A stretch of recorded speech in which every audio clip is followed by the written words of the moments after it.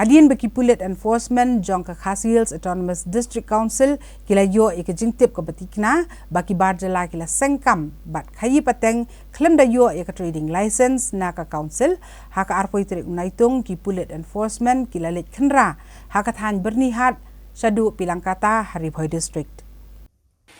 Hadian kejing yo kubor badan buan iki beriau ki bamdai ki trajela ki bamdai ki Khasi bagila shim kabu hakaliang ban kamai lengba kejing sengi ki kam boper kam tam ki than kaput klem dio jing bet ne yo ki kot ki slah ki babiang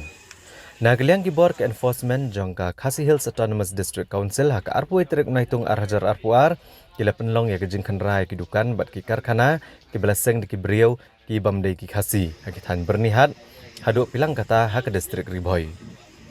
Kini kejing lek khenra ki kot kisla na kaliang ketenat enforcement ka ki HEDC dalam kemat uba F Karsentiu inspector kumu officer beri kemi ikishnong sharum ke bernihat bat kiwe kishnong kaput kebalai don lang ru uba B Ria Atam assistant superintendent bat kini kejing khenra la ai kejing tre lang ru di dor bar shnong jong ka Pilangkata A bat B rengkat bat ki Pulit ka Pilangkata outpost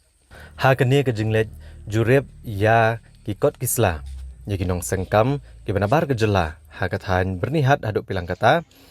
katenat enforcement kala yo bat haduk sepatli gidukan bat kinong sengkam boper kebelas sengkam klub dayo yakikot kisla ke babiang na kaki HEDC habakaran bikinong tok kubor uba F Karsentiu leto ba katenat terekam kaki HEDC kali yo jingtip belor kejingdon jangini brio kibanabar gejela kebelas sengkam sengjam kithan kaput ka jela haga distrik Ribhoi kum ha bernihat bat Pilangkata terengah tentang kaliang ini ketenat kala penlong da kejing khenra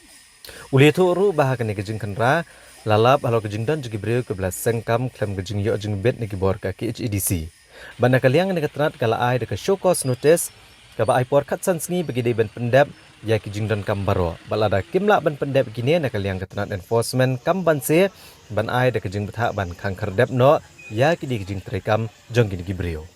Wan yang inti dumi semua kalong ba ya nadu bernihan sadu ni mentas ni piling kata piling mission bang segilan bernihan dan di badan lancar dan di bangkam dan di bala renew dan tempat renew de towe de na kajing ja jong kalau down tu di insting dekat bulan pengisian bah piling kata dan baru bah le trading license na terdang mila adu mentah bagi lah shipment query mila serve the shipment notice but inside ya kita follow up kat dia shipment notice kalau khasan ni bakin hak banwan shipment in written dari hadian kata ngin sa pada timwan ngin sa wan bang serve kata shipment notice pengirian approval so nak naki authority but hadian bengilayo approval ni sa wansa kita closure notice kelam yang live ni iPhone